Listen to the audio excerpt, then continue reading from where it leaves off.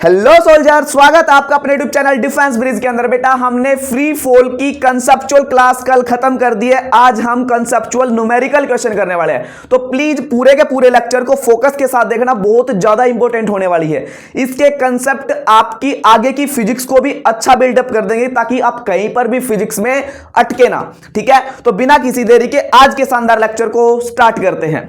देखो जी, तो सबसे पहले क्वेश्चन को पढ़ते हैं और क्वेश्चन को पढ़ने के बाद उस क्वेश्चन को अच्छे से फील करते हैं। ठीक है जी, अब मेरी बात सुनो।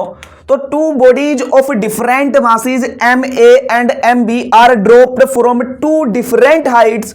बेटा एक ए हाइट है, एक बी हाइट है, देन उनके टाइम का रेशियो बताओ तो क्या होगा। देखो मेरे पास सुनो, एक बॉडी Ma है और एक बेटा बॉडी Mb है। ठीक है, इसको कुछ हाइट से ड्रॉप कर दिया, मतलब ए हाइट से ड्रॉप कर दिया, और दूसरी बॉडी है इसको भी क्या कर दिया बेटा, बी हाइट से ड्रॉप कर दिया। जब हाइट की बात आती है, मतलब इसके डिस्टेंस की बात आती है, इसके डिस्प्लेसमेंट की बात आती है, तो आपको पता है कि हमने मोशन की 4 इक्वेशन पढ़ा रखी हैं। तो बेटा पहली इक्वेशन क्या है, v equals to u plus g t. बेटा हमने अंडर मोशन ले रखी है इक्वेशन, ऊपर की तरफ आएगा तो u माइनस जी टी हो जाएगा। ठीक है, एक है बेटा s equals to u t plus half g t square. बेटा एक है v square minus u square is two 2gs, और बेटा एक एस nth सेकंड के लिए होती है u plus g by two 2n minus 1। अब मेरी बात सुनो, जब बात डिस्टेंसेस की आती है तो हम एक्चुअली में क्या यूज करते हैं, सेकंड इक्वेशन यूज करने वाले हैं।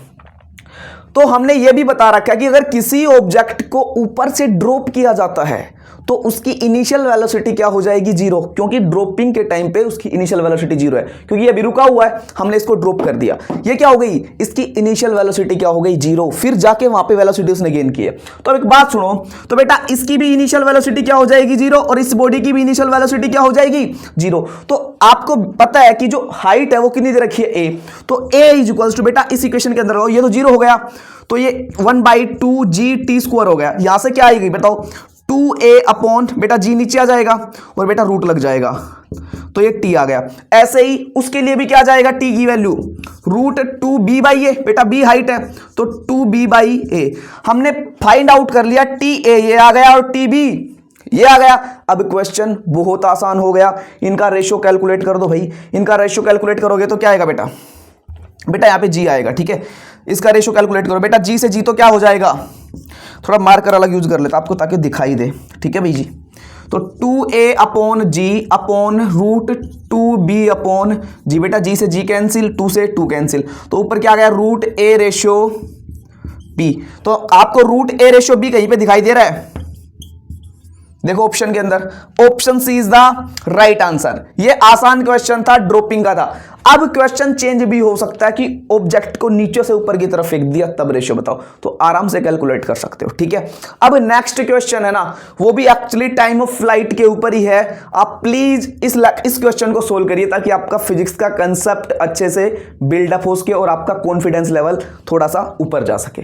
तो आप वीडियो को पॉज करिए और क्वेश्चन को सोल्व करिए, और हम अभी सोल्व करवा रहे हैं क्वेश्चन को। चलो करते हैं भाई। आपने आई होप वीडियो को पॉज कर लिया होगा और क्वेश्चन को लगा भी दिया होगा। ठीक है जी, अब देखो अच्छे से पढ़ना है, थोड़ा सा फील लेके क्वेश्चन को पढ़ो। अगर फील लेके क्वेश्चन को पढ़ोगे ना तो फील के साथ फिजिक्स आएगी। ठीक है, तो करते हैं क्वेश्चन।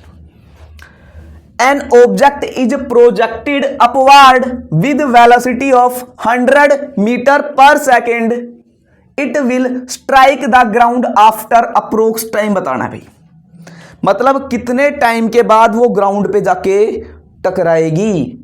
तो ऑप्शन है 10 सेकंड के बाद, 20 सेकंड के बाद, 15 सेकंड के बाद, 5 सेकंड। बेटा अप्रोक्स आया तो जी की वैल्यू यहाँ पे 10 मीटर पर सेकंड स्क्वायर ले लोगे।